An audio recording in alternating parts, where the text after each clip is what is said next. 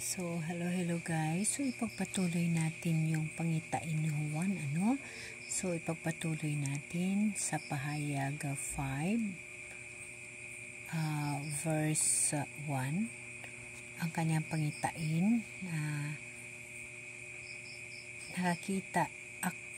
nakita ko ang isang kasulatan na nakalulon na hawak sa kanang kamay nang nakaluklok sa trono. May sulat ang magkabilang panig nito at may 7 tatak. At nakita ko ang isang makapangyarihang anghel na nagpahayag ng malakas. Sino ang karapat-dapat na sumira sa mga tatak at magbukas sa kasulatan na nakalulon? Ngunit walang nasumpungan sa langit, sa lupa o sa ilalim ng lupa na makapagbukas at makatingin sa nilalaman niyon. Yun ang pangitain ni Juan. Walang makabukas sa kasulatan na yun, na hawak ng nakaluklok sa trono. Yun yung God, si Jesus, yung ating mahal na Diyos, yung Diyos Ama na Spirit, Diyos Ama na Spirit. Sa pangitain ni Juan, walang makabukas ng kasulatan na yun na nakalulon, baka nakatupi-tupi siya. Wala akong makabukas noon dahil nasa kanang kamay ng nakaluklok sa trono. Nakaluklok sa trono, yung Diyos Ama na kung saan siya ang nag-utos kay Jesus Christ, at si Jesus Christ ay naging Spirit at doon pa rin bumalik. Yung Diyos na Ama at si Jesus ay iisa. Ang Diyos na Ama, siya ang nakaluklok sa trono at siyang humahawak nun. Wala hong makabukas nun. Walang makabukas kahit sino maliban kay Jesus Christ. Kasi nakalagay dito na sabi ng isang matanda sa pangita ni Juan, huwag kang manangis. Tingnan mo ang leon mula sa lipi ni Juda, ang anak ni David, ang siyang nagtagumpay. Si Jesus Christ ay sa lipi ni David dahil anak sa ni Mama Mary.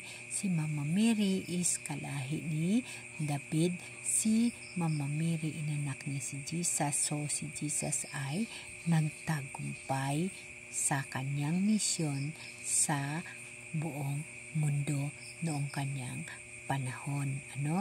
Kaya nga siya ay nagtagumpay siya na maisalbar or mailigtas ang mga tao sa kasalanan. Nagtagumpay siya, ang kasulatan na nakalulon sa kanan kamay ng sa trono, wala ho ibang makabukas nun kundi si Jesus Christ lamang. Kasi ang nakaluklok sa trono ay siya rin. Ang nakaluklok sa trono, si Jesus Christ din, kaya siya lang ang pwedeng bumukas ng nakalulon na kasulatan. Yun yung pangitain ni Juan. Kung hindi mo siya hingian ng Holy Spirit na gabay, mahirap po unawain ang mga bagay na nakasulat. Ngunit pag ang Holy Spirit nasa sa iyo, maunawaan mo ang bawat kataga at ang bawat sinasabi nito. Guys, dahil nakasabi na walang ibang makabukas kundi ang lipi ni Juda nga anak ni David. In sa makatuwid, si Jesus Christ ay lipi ay anak sa ni Mama Mary, nakalahi ni David, at si Jesus Christ lamang ang nagtagumpay sa panahon ng pagturo at nagpakamatay sa pinatay ng mga tao ng katauhan sa cross, at siya ang nagtagumpay sa pagligtas ng kanyang mga katauhan sa buong mundo. So, kung ano man ang nakasulat sa nalulun na hawak ng kanang kamay na nakaluklok sa trono, ay atin alamin kung ano ang mga habilin sa sulat. Again, guys, yung pahiwatig dito sa sinasabi na nakita ko ang isang kasulatan na nakalulun na hawak sa kanang kamay ng nakaluklok sa trono, may sulat ang magkabilang panig nito at may 7 tatak. So alamin natin kung anong 7 tatak, para maliwanagan tayo.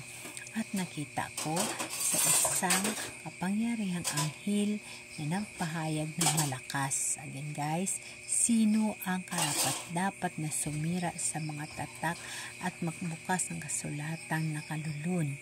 Ngunit walang masumpungan sa langit, sa lupa o sa ilalim ng lupa na makapagbubukas at makatingin sa nilalaman niyon. Wala may makatingin kung anuman ang nakalulun sa sulat na yun, dahil yun yung mga sulat na mula kay Jesus. Kung anuman ang kanyang ilalagay, yun ang mangyayari sa mundo. So yun yung kanyang pinavision kay Juan upang mabuksan ang sulat. Nakikita ni Juan kung paano, at dito rin nagpapahiwatig sa verse na ito sa pahayag 5 verse 1 hanggang sa 5 rin, verse 5 to magmula ka, basahin mo siya sa pahayag 5 verse 1 hanggang 5. Dito nagpapahiwatig, uulitin ko, sino ang karapat-dapat na sumira sa mga tatak at magbukas ng kasulatang nakaloob, ngunit walang nasumpungan sa langit, sa lupa o sa ilalim ng lupa na makabukas at makatingin ng nilalaman niyon.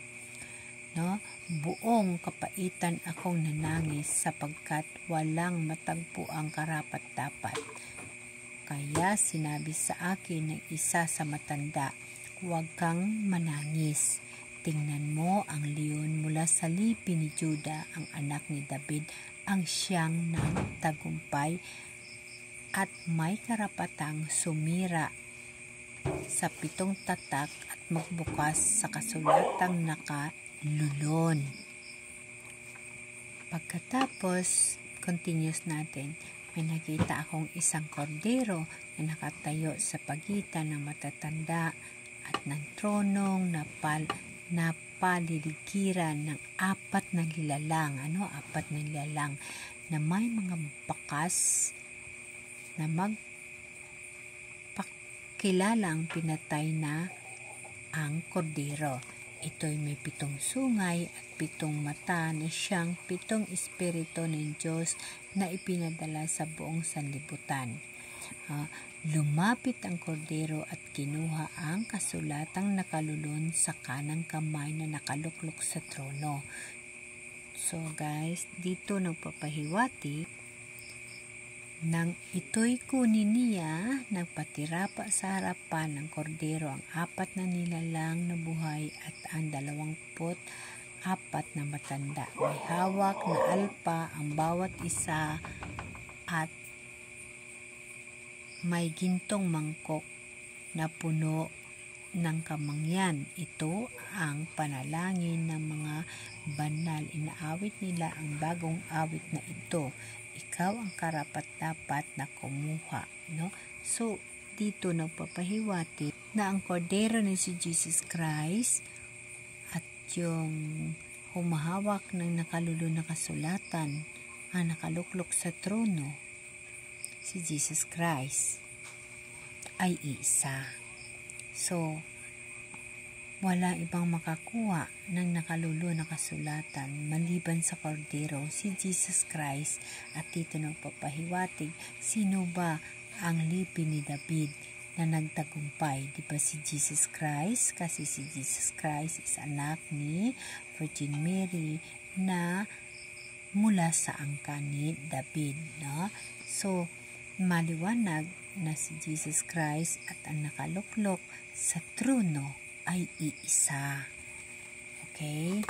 So, I hope na manatili kayong makinig at subaybayan natin itong 7 buhay na nakasama sa kanang kamay na nakaluklok sa trono. Kasama rin yung mga matatanda na nakaputing damit. Ito sila ay mga nanampalataya kay Jesus Christ, kasi ito siya ay nakabase sa vision ni Juan. So, titingnan natin yung sulat sa nakalulun na binuksan, no? Pito yun. So, titingnan natin kung mga ano ang mga habilin ng 7 sulat na yon, yung 7 nakatatak doon kung ano ang mga nakasulat doon. Titingnan natin kasi yun ay nakabase sa pangitain sa mangyayari sa mundo. At nakasama yung 4 na nilalang na buhay. At mayroon din na 24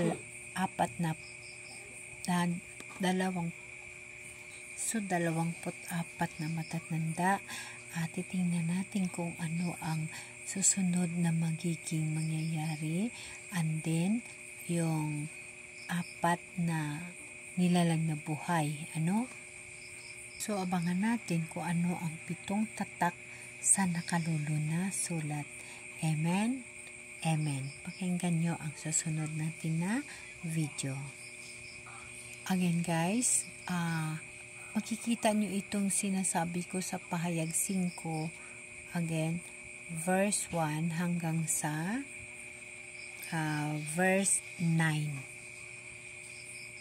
Pahayag 5, verse 1 to 9.